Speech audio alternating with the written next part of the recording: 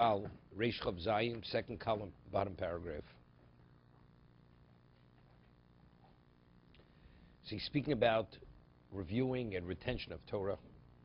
And the reason why, as the Maharal says, in his time, the recent generations before him, you see from the response that they had written, that they were able to bring proofs from various parts of Shas. It's because they were continuously involved in reviewing their studies. He said, how could our faces not be covered with shame and embarrassment? He says, what do we do with this embarrassment? We're coming empty-handed. We have nothing to show for our lives in terms of the Torah. He says, we haven't come to such a situation since Sinai, how ignorant people are, how lacking of Torah knowledge they are. He says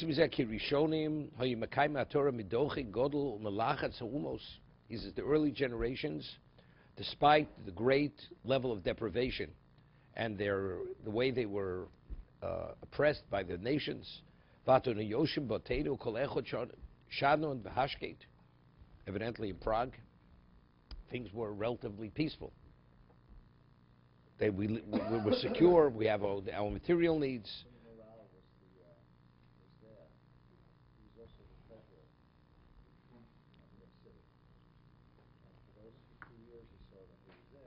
We're benefiting from his trip, okay.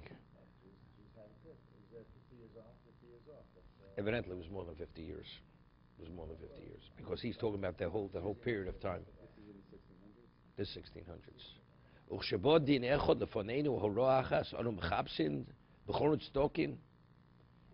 says, if a question, halach question is presented before us, we have to search in every crevice and cranny, like bir chometz, like we search out for the chometz, limso dover.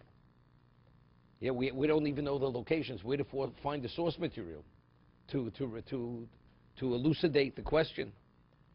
You have to look through Shulchan Aruch. It's not immediate. Then finally comes upon it. Yeah, I'll get back to you in 2 weeks. Evidently, in time of the Maharal, he had his own personal yeshiva, but evidently the average person wasn't involved.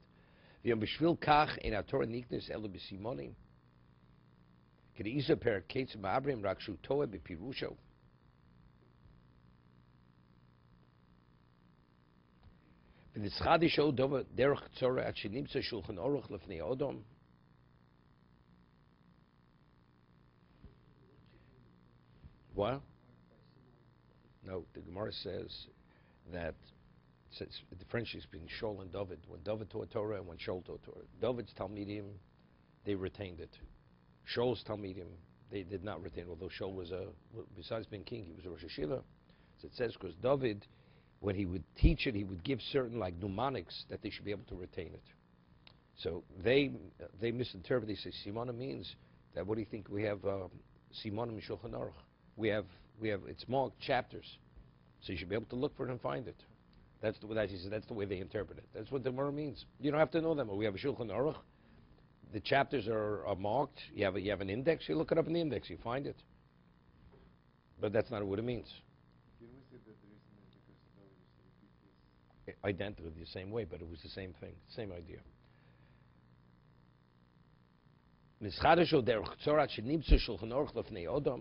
Yom ze shulchan shelafnei Hashem agadol v'koton kruim u'zimonim al shulchan lo nechashua lefnei dol u'mishulchan gavo zocha akol. It says people they have a shulchan aruch but lo yeda tam lo yisvora morim halacha mitoch hamishna. It says people they know nothing. They don't understand the shulchan aruch. They don't understand the Mishnah, and they rule from the text. Perek notel ton hatanoim mavli olam hein. Torah hatanoim mavli olam hein mibli olam mavli olam elom shemorim halacha b'tok mishnosam. And what is the value of the Gemara? The Gemara elucidates the Mishnah. Let's say a person only studies the Mishnah. You don't have the true understanding of what the halacha is. So he says those who study Mishnah and don't study Gemara, they're the destroyers of the world, because it's not a sufficient basis to rule. You don't grasp and understand what the ramifications, or even have a clear understanding what the Mishnah is actually saying. No, the other person learns. I mean, the Mishnah is fully elucidated through the Gemara. I think you mentioned now, so nowadays the education is switched totally with Gemara and away from Mishnah. The Gemara they learn to the Mishnah. It means to learn it in a very definitive way.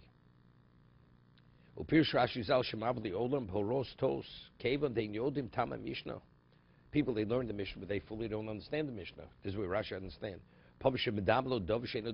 They make comparisons which are not comparable. Right? It's like, the doctor gives a prescription, makes a diagnosis of a certain person. He says, I think you have what I have. You could use my drug, my medication. Right away everybody becomes the expert. Same thing, they learn, they understand one Mishnah. Well, it seems to be that, therefore this. They have no sense of understanding how to compare what's comparable to what. The Maharal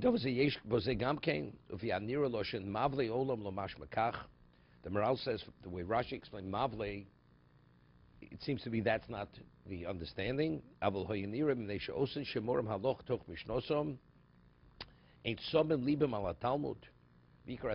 they have Mishnaic committed to memory, but the Gemara they don't remember as well. As a result of that, the ones who emphasize the Mishnah, not the Gemara, they are the destroyers of the world. They minimize the value of what? Of the Gemara. The main thing is Mishnayos. The Mishnah wasn't written that should be the beginning and the end.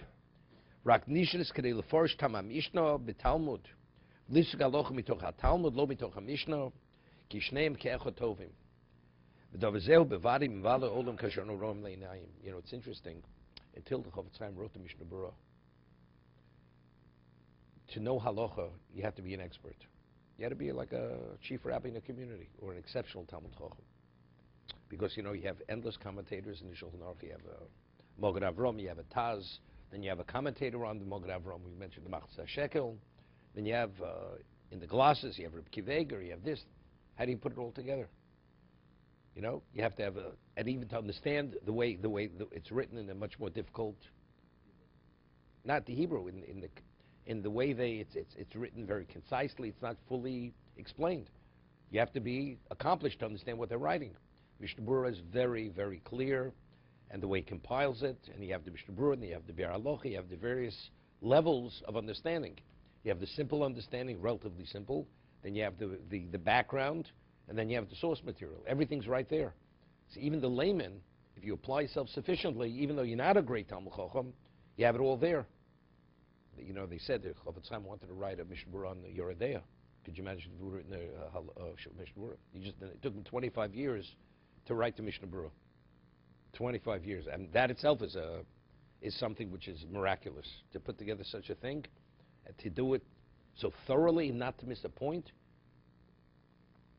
Whatever they write on Mishnah Berurah, nobody has ever found that Mishnah Berurah made a mistake in Psak. See, to write such a work with all his, and you see what his the level of proficiency he had. He cites something, he could cite 20 different opinions regarding one thing, and it is all from memory. This is not what you think he had the Svarim. He hardly had Svarim. Mishnah Berurah, it's what he learned throughout up to that point in his life. Everything was committed to memory. The Chofetz Chaim. To be continued. They didn't have time.